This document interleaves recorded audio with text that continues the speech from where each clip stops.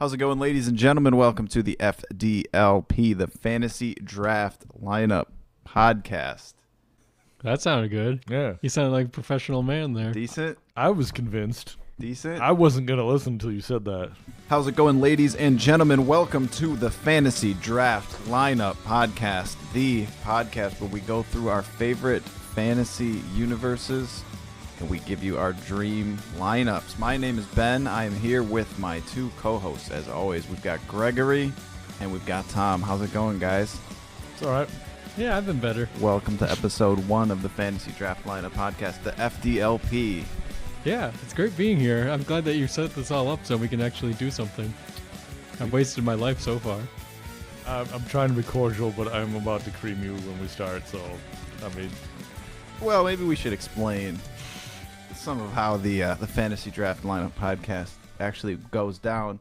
So we are, all three of us, we're all fans of all different video games, movies, comic books, all the stuff, all of the different fantasy universes.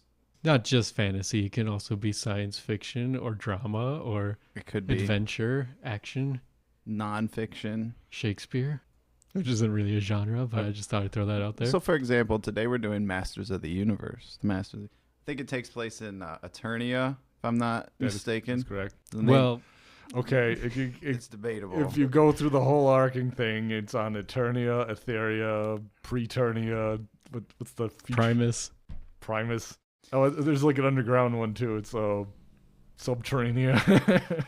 Yeah, But yeah, Eternia. So we're going to go with Eternia. So what we do is we take each episode, we take a different fantasy universe, and we make our lineup. If we were the writer of the show or the writer of the comic, we pick our group of good guys, our group of bad guys from throughout the history of the universe, and basically we pitch it to each other as if we were going to write our season or our reboot of whatever different series we're doing. We basically explain how we came up with our dream lineup of characters from throughout the different Masters of the Universe history. This is a good one to start with. They've got, obviously, there's the show, the action figures, the comics. They're all different. They've all got their different universes. There are different spins on some of the same characters and different characters, and the three of us separately have taken a look at that and basically picked our favorite characters, but also the characters that we think would work great as a heroes and villains team. And we're going to pitch it to you guys. And afterwards, I have made predictions about everybody else's lineup. So get ready to be embarrassed. For me to be embarrassed. typically when we do our lineup, we will have some sort of stipulation involved. So, for instance, with this Masters of the Universe one, we weren't allowed to use He-Man or She-Ra. It's more like a writing pitch. And since Tom came up with this particular one, why don't you explain the actual pitch of today's fantasy draft lineup? Okay. How did I pitch it? All those weeks I have ago. the original text if you need it. Okay. Yeah.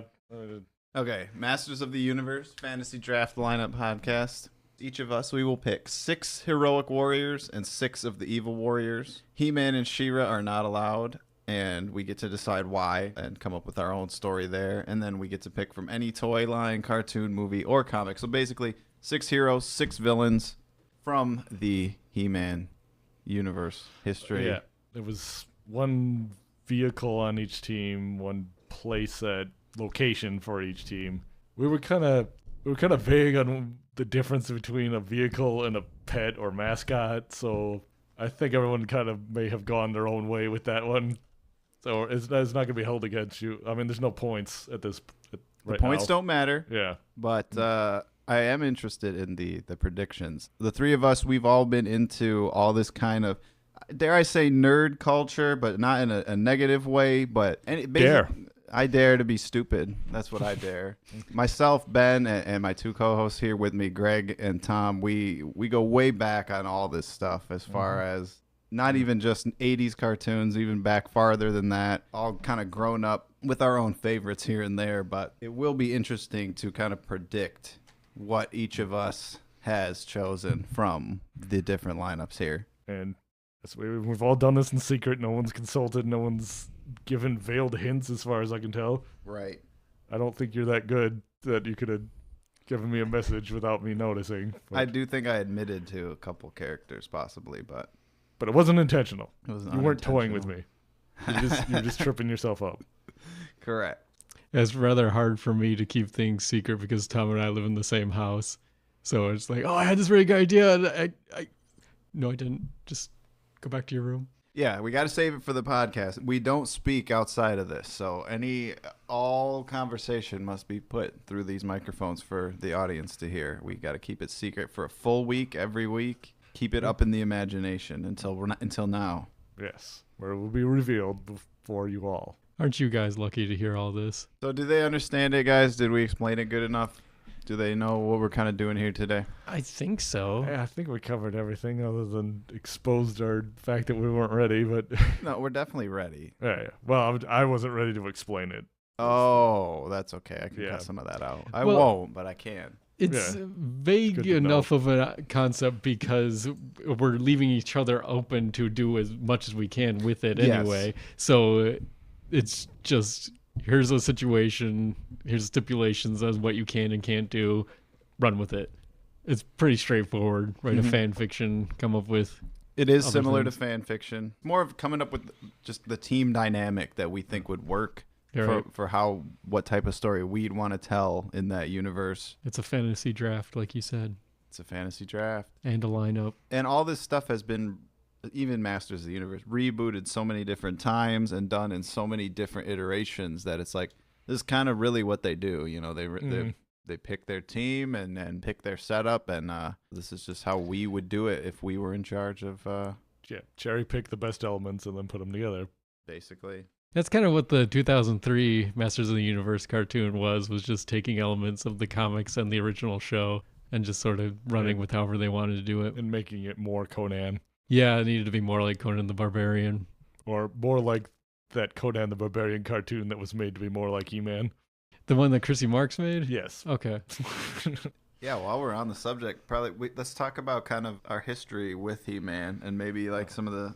I mean, we all saw the original show at some point or another. Did you guys kind of grow up with it on TV or? It was. They still occasionally aired some of those on TV, but I was a video store kid, so and actually I had a stronger relationship with She-Ra, the show. They had more tapes of that, and then it was also because it came later. There was more crossovers, so I was like, you watch He-Man, you just get He-Man, but like He-Man could show up on She-Ra at any minute. Yeah. Tom and I are brothers, by the way, so we shared a similar childhood.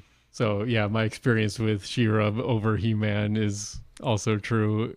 In later years, when we finally did get around to buying the DVD sets and got all of them, so we have the huge long picture. The ink and paint release. Yes. May they Nice. rest in peace. Yeah, we've been rewatching all those episodes, and they're so good. I love them so much. I mean, I didn't really grow up with the show nearly as much. I grew up with the toys, definitely. Yeah. My mom and aunt and grandma they participated in kind of my action figure addiction, and they would all, at garage sales and all that kind of thing, they would always buy me Ninja Turtles and G.I. Joes and Masters of the Universe. I'm a bit younger than Tom and Greg here, so I didn't grow up with the actual show, but I had like all the toys as like garage sale finds and hand-me-down toys and stuff like that. Yeah, we had a lot of hand-me-downs as well. I got a lot of ones from Toys R Us. I remember really? I had a swim class when I was very young, and it was there was some basic thing that I was struggling to do, but like mom was like, well, if you do the thing in the class, then you get a thing. So I got Drag Store. Was that where he came from? Yeah. So I remember The one with the ripcord? Yes. The half motorcycle guy? Yes. He had the tire in his chest. Classic. Had one of the best mini comic. I wouldn't say the best. I do have a lot of memories of that now, except for the swimming thing. I didn't know you were swimming. Yeah. Well, it was a struggle. We should probably mention those mini comics. They came with the toys, right? Like each action figure came with its own little comic. There was, and that's the real real canon, right? Correct. Well, okay, I wanted to bring this up. Just in general, go for it. Toy companies wanted there to be a storyline to the action figures. Okay. And it was toys first. Yes. They had toys. Whereas Hasbro lit like Transformers and G.I. Joe, their franchises could be story driven. Mattel was focused on play scenarios. Okay. So it's just like Mattel told Filmation, don't give He-Man an origin, don't give Skeletor an origin, don't do anybody's backstory. Just come up with situations that the kids could play with the toy. Like, don't have the show be a replacement for using the toys. Right. You just don't give them too much yeah backstory. And then also gives them freedom for if they wanted to do something later on the toy line, which with Skeletor they did. I had once heard that the reason Mattel did the Masters of the Universe toy line to begin with was because they turned down the chance to do Star Wars toys.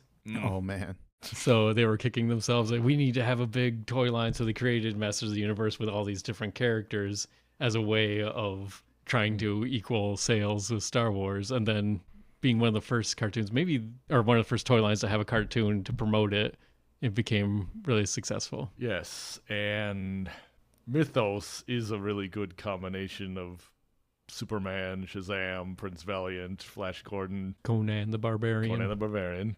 Which was really huge at the time because of the Arnold Schwarzenegger movie. And just paperbacks were really popular. Yes. So all the Frank Frazetta covers were from the 60s and 70s. And the Edgar Rice Burroughs books, also popular in reprints. Yeah, I learned a lot about the history of just Masters of the Universe. They've got at least 2 different Netflix documentaries about this that go way into detail. Obviously, we're going to be kind of more ballparking it on some of this information here, but we've got the mini comic collection right here in front of us to refer to as we go along. Printed by Dark Horse. Printed by Dark Horse, as well as the newspaper comics printed by Dark Horse. Thank you, Dark Horse. Thank I've you. started reading some of your earlier comics. You're pretty good. How early? What Like their ones? 80s stuff. So I tried Trekker and there's some. So they jumped on it before even Image got out. Yeah, they were pretty early on. Is that like black and white stuff? Yes, they did black and white. Boris the Bear, I think they published. Oh man. Then in the 90s, they were like the go-to place if you weren't working at Marvel or DC because they didn't just do the dome action sequences that were really popular at the time. So that's where their like Star Wars stuff really boomed, and they had their own universe of stuff with Barbed Wire and Ghost and X. And they reprint He-Man. Yeah, which they is reprint why we're doing them right now. Yeah, we were just explaining I gotcha. Yeah. the mini comics in general. So they were written by DC staff, and they would have like each wave of there'd be like 6 action figure, like 3 masters and 3 villains, somewhere on that line. So a wave, and then we'd have 4 comics that would be spread out again with each of the action figures. And and the story would get a big play scenario like Superman. He-Man goes to the ocean. Other one. Yeah, he goes to the ocean and there's Merman trying to get him captured by a sea monster, or go to the jungle and there's Beastman. Or this is the basic idea of how Castle Grayskull works. To get you to understand how to play with This is how the door opens. Yeah, the drawbridge. The drawbridge. Hilarious. I love Masters of the Universe because it's just every idea. Like it's not just aliens or just medieval or just it's everything. It's mutants. It's monsters. Interdimensional demons. Yep. It's just through robots, everything. The early mini comics, the continuity was more strictly like Conan. Like He-Man was just a guy who was a barbarian, and Eternia was like post-apocalyptic. And so there had used to be this space age technology, and it's just laying around for them to find it. Gotcha. So it somehow got reduced to a medieval level. Like Star Wars, kind of. More like Warlord at DC Comics. More like Warlord. Yeah, it is Or kind of like Visionaries. Warlord. Or Visionaries, yeah. Knights of the Magical Light. Actually, Warlord had a toy line that was just trying to compete with He-Man. They had, 6 toys? Not enough. No, but Not as many as these guys. Holy crap. So I looked back. I guess I used He-Man.org to make my list. I went through the classics lineup, which as far as I can tell is everyone who's ever been in all the other lineups. So I went through there to make mine. I don't know if you guys did yours from memory or if you I the had wiki or Yeah, I had to bounce between He-Man.org and the Grayskull wiki, and then also flipping through the mini comics, looking at the DVD boxes. I didn't get a chance to rewatch any of the episodes, but we had gone through them recently enough that I still have all the. I never garage saled mine away, so I still got all the action figures, so I could at least be like, okay, that guy. How about you, Greg? What did you do to make your list? I use mostly He-Man.org because like I said before, I love the cartoon. So He-Man.org for me was a better way of remembering what episodes were and who appeared in it.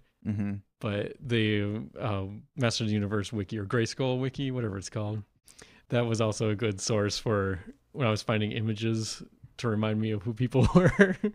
Because when you say, oh, that's Count Marzo, I don't exactly remember who that is. And then it's like, oh, yeah, that guy, that stupid haircut.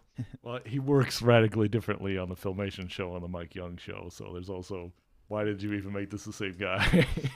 Sounds like the Transformers syndrome where Yeah. they just recycle names. But for the most part, they had the same guys come back around in that, right? Right. Correct. Should we list the series quickly? Okay, there's the Masters of the Universe show, which went for 2 It's seasons. the 1980s show that Yes. everybody knows where Skeletor's a doofus. Yeah. Skeletor's great. Yeah, but I'm the one you're thinking of. John Irwin is He-Man, Alan Oppenheimer is Skeletor. Then it goes directly into She-Ra, Princess of Power. They had a movie that started it all, and it was kind of a crossover. Yes. Is that the Christmas movie? No. That came between seasons 1 and 2 of She-Ra. Although when I rented that tape, that's what I thought I was getting. And I was like, what? It was already weird that they were doing Christmas. But yeah, I was like, what? if you see it, you'll understand. Okay. Well, we'll stick on what we're doing. Okay, so it's He-Man, and then there's She-Ra, starring Melody Britt. Yep. And George DeCinzo is Hordak. Who you may remember from Back to the Future. He plays Lorraine's dad. Dead. And then the shows ended, Yep. and then there was a gap. And in between that gap, they had intended to do a prequel series called Hero. And the last few mini comics start to set that up, but some of it got made into toys, but never Hero himself. So a lot of that was kind of never developed. So it was just kind of speculation on where that was going. And then jumping on nostalgia a little too early in 88, 89, they made the New Adventures of He-Man. That's the ponytail one. Yes, the Chris Jericho style He-Man. Stop it. No, Gary Chalk. Yeah, Gary Chalk and some weirdo doing a horrible Joker impression playing Skeletor. Yeah, it took me a while to realize that Skeletor was just trying to be Jack Nicholson Joker. Aha. That's by Jetlag, which Filmation had closed its doors at that point, and Jetlag was just trying to jump onto the animation game, so they were a little too green to take on 65 episodes. Kind of a goofy concept where they jettison most of the magic and go full into the sci-fi. Yeah, that's kind of a drag because previously, it was a balance of both. It's like it's the sci-fi and the fantasy and the medieval and the Yes. mutation stuff, and then they just go full in on Which is sci-fi aliens and robot blasting stuff. Is he going to the future, or is it just a different place? It's in the way distant future. So Eternia is now Primus, I think is what the concept is. Okay. And all those guys are in the classics lines too. Yes. Yeah, the classic line was just sort of a with honor everything that came before. So they made every character that was only on the cartoon, only in the comic. They redid all the original action figures. It's a great send back to everything. Character concepts they never got to do. Yeah. That show. New Adventures of He-Man? Yes. That's like the first real reboot. It's done in a vague way where even though like the continuing characters' personalities are a little different, it is supposed to feel as though it was a continuation of the Filmation series. Like the first episode has the king and queen, and they're visually very close to how they looked. on the Filmation show. He gets outed as being secretly Prince Adam, so like that ends that arc. Oh wow. I forgot about that. Yeah. Huh. And then that was the last show? Then there was the gap. Another gap. Yes, and then in 2002, when everyone tried to toy companies just want the 80s toy boom back. Yeah. And so they wait a couple of years and they're like, this is going to be it again. And I don't blame them. It's hard to sell plastic to kids these Yes. days. So they made a really great show, which was, it's still called Masters of the Universe, right? Mhm. Just like the Mike Young Productions with Cam Clark being He-Man, who is Leonardo from the Ninja Turtles. Was he both Adam and He-Man? Yeah. Or... The New Adventures of He-Man is the only one where Adam and He-Man are different actors. Oh, okay. I don't know. Oh, wow. I don't know the name of the actor who plays Adam on that show, but and actually the Jet Lag show and the Mike Young show have most of the same cast. Okay. So Gary Chalk, who was He-Man on the Jet Lag show, plays Man-at-Arms on the Mike Young show. And that show was like, well, Filmation had like a really low budget, and Yeah. the parents groups were like super hard on them for the action. So like, well, now the rules are a little looser and we got more budget, so it goes harder into the action They part. can hit people. Yes. They can do a little more complicated storylines. The Filmation version kind of focus more on the moral or the life lessons, which Moral of the week type Yeah. of thing. Don't ram your heads into things. yeah, That's the best moral ever. don't be like Ram Man. Never be like Ram Man. We'll see if Ram Man shows up. I wondered about him. Well, on the Filmation show, he was like He-Man's right-hand man. He was almost always there. It seemed Was to me he? anyway. In the mini comic, his introduction is a retelling of how Robin Hood met Little John. Oh. Interesting. They meet on the bridge and like I fight you with the bow staff. So they're pulling from everything. Yes, I think for Prince Valiant, the Filmation writers, I'm sure some executive kept telling them make it like Star Wars, or like, or I could do it like Star Trek. Ooh. Yeah. Oh, yeah. There's a lot There's of... two choices. So there's a lot of episodes that are fairly strongly inspired by Star Trek. Mm-hmm. Yeah, I can Also see that. because Filmation had made the animated version of Star Trek a couple years before. So a lot of things that Mattel was pulling from Filmation had made into shows up until that point. So everything they did with Fat Albert and the Archies and Superman and Batman and Tarzan and Shazam, Mhm. Lone Ranger. Lone Ranger, Zorro, that all was like homework till we Yeah. figured out even like Aquaman for the merman stuff, Mm-hmm. Flash Gordon, Black Star. Yeah, Black Star was actually a really great example of a precursor to He-Man. Mhm. They established so much of what you could do with this fantasy world. Great show. You should Yeah. see it. It's not very long. 13 episodes, I Yeah. think. The first two are like breakneck pace though. Mm. Like someone who had worked on shorts didn't know how to write for a whole 26 minutes but they get the hang of it. And the head guy at Filmation, his favorite movie, I guess, was Snow White. So he's always trying to redo. So like they have little 7 dwarves. They call them tree hobbits or trubbits. And what show is this? This is the Black Star show? Yes. Yeah, I remember that. It is kind of similar to how Masters ended up playing out. Yes. Mm-hmm. And that's all the same animation studio. Correct. Right. Yeah. So they're learning from all these other different, basically everything. Zorro and Robin Hood. And that's amazing. Yeah, He-Man keeps his sword, or Prince Adam keeps the sword behind a clock, just like Don Diego and Bruce Wayne do. Oh, yeah. Don Diego being Zorro. Mhm. This famous episode of He-Man, which was Yeah. the Filmation version, where Mhm. Skeletor tricks He-Man into believing that he caused somebody's death, so he gives up being He-Man, and he dramatically drops the sword down the pit at the Castle Grayskull, and that is based off of a famous Prince Valiant story. Mm. But the episode was written in a way that it kind of felt like a resolution. You know, he turns back and everything's fine again, but like Spoiler. yeah, fans kind of like headcanon retconned it into being the final episode of He-Man. Okay. It's not, but like It could have been. yeah. And then the DVD releases, they put it as the last episode. Oh, Just nice. the Because it works better. It seems like resolution. real last episode is the snow and they're fighting Cobra Khan. It's just like It's just a random. Yeah, just any other episode. Yeah, too many of those shows are like that where they didn't really know when they were gonna end. Mm-hmm.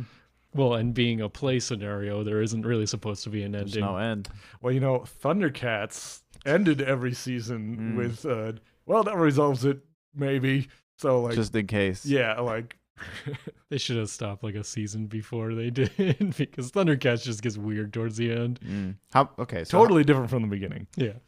how many seasons was the original He-Man? Two. 2 seasons. So that's Wow, 2 seasons that's of all they did. 65 episodes. Okay. So it's 130 episodes total for all you mathematicians out there. She-Ra went for 2 seasons. The first season was 65, and the second one was 24? I think that's right. Okay. New Adventures of He-Man, it was 65. And it's torture to get through. I'm sorry for anyone who actually worked on that show because you put in a lot of hard work, but I do not like that show. That's the cutoff point for a lot of people. The Filmation and the She-Ra show, that's pretty much the original canon as far as most of the fans are really concerned as far as the cartoon goes. Yeah, I don't know the numbers of episodes from the Mike Young version offhand. I know it's not 65. Like it had 2 seasons, but they were much shorter. Like maybe there's 2 13-season episodes. Right. Yeah, there's like the newer She-Ra show. There's technically like 4 seasons, but there's only maybe 30 episodes total. There's only one She-Ra show. I know. Sorry. Yeah, anymore with a Netflix show or like that, is it even really technically a season? They can just do it whenever they want and add to it whenever they want and cut it off whenever they want. But the whole game of how shows work is a completely different universe, so it's not really difficult to make comparisons. we're talking about the 80s. And 90s and early 2000s. Yeah. I really love the 65 episode format because you have Monday through Friday is a new episode. So when you come home from school, you're like, what am I going to see? And you see a new episode every day of the week, except for on weekends. So And what, 65? That's enough for what, half a year? that's 13 weeks? weeks. Yeah, I think that's right. So less than what I said? Yeah. I'm not the math guy. Don't look Yeah, at me. for all you mathematicians out there. I know I'm the one's picking out numbers, but like I don't have to figure them out. It's just But that's how they do it, those 65 episodes. yes. Right. It's just a network contract, the way they used to do it. Well, it's like how many episodes of Captain N were there in the first season comparing to how many episodes of Super Mario Brothers Super Show? Yes. That's how I remember. How many? 65 for Super Mario Bros. Super Show and 13 for Captain N, the Game Master. Which we'll get to eventually. Yes. That's a whole other topic. We're going to do a Captain N lineup. We're going to do Believe all of me, it. I have opinions on that. Oh, yeah. We could talk about that for another 45 minutes. So we should probably mention the Masters of the Universe movie if we're going through all the different parts of the franchise here. Yes, an egregious error. Live action movie. Dolph Lundgren Dolph started. Lundgren movie. Came out after She-Ra, not shortly after She-Ra. And like the later Jet Lag series, it's done in a vague continuation of the Filmation series. It's the movie that killed Canon Films. Yeah, Canon Films was a movie company that had a lot of problems, but the way they made money was to make a ton of low budget movies, and then if even one of them was slightly successful, it paid for everything. And that was an effective business model for several years.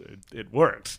But then He-Man just didn't make enough money, and then they also did Superman 4: The Quest for Peace. Oh. And we're funneling money into a Spider-Man project that didn't had either of those made their money back. They could have done that, but so they got too ambitious. They turned that Spider-Man movie, they combined that with a sequel to the Masters of the Universe movie, and they made Cyborg starring Jean-Claude Van Damme. Oh, okay. I got to see that then. Did the Masters of the Universe movie have recycled footage from other stuff too? I don't believe they did. They went all out. They didn't go Roger Corman. They But that sucks, right? You've seen the movie, right? It's I guess it's like the Super Mario Brother movie, but I would say it's a little better. Do cut the budget on all the sci-fi and the lasers and the matte paintings. The majority of the movie takes place on planet Earth, where they hang out with Courtney Cox, who whines about her dead parents. It's got Strickland in it too. Yes, it does. what's that actor's name? Mr. Strickland. Come on, you know George DeCinzo. What's the other Yeah, guy's I'm name? sorry. Back to the Future. Keys from Remington Steele. Yes, thank you. Thompson? Something Thompson? Yeah, I'm our sorry. team is looking into it. But anyway, so the Masters of the Universe film. Dolph Lundgren. James Tolkien. James Tolkien. Tolkien, yes. That's That close. was, he's also in Top Gun. So it's not an Eternia. Or it's like the beginning and the climax are at Castle Grayskull, but the rest of it is not. It's Skeletor has taken over the planet Eternia, and He-Man, Man-at-Arms, Tila, and the new character Gwildor have to flee to Earth. Gwildor is played by Billy Barty, right? Correct. That guy's great. Yes, he's in UHF. He was on HR Puff and stuff. He's a legend. He is Sigmund and the Sea Monster. Is he? He is. Oh, good for him. Yeah, he's in a lot of Sid and Marty Krofft stuff. He started really young because he was in like Gold Diggers of 1933. I think. yeah, he was a child star, and he was a little person, so he had to stick with those kind of roles. But And then Gwildor. and Gwildor. Yeah, climax of his career right there. Well, Gwildor was only a character because they couldn't figure out how to do Orko So why'd they make a toy of him? to make money. Oh, right. Sorry. Yeah, so they Yeah, all the movie guys got toys, yes. and they looked nothing like the other toys, really. Even the guy they killed off in the movie real early on, he got a toy. Sarad. But the other guy that's in throughout the whole movie doesn't get a toy. Ugh. What's The little guy with like the big white hair? yeah, the like bat guy with the hook. Oh, he did have a hook. Craig. I think they eventually gave him one in the classics. There must toy line. be. Yeah. I'm thinking he's in the yeah. classics. It's He-Man's mother, Queen Marlena, was the biggest. Why didn't you get a toy? Mm, And most of the She-Ra characters. yep. They got them all now, though, I guarantee. Yes. They did not forget. Speaking of which, who we forgot and who we remembered, let's do our lineups.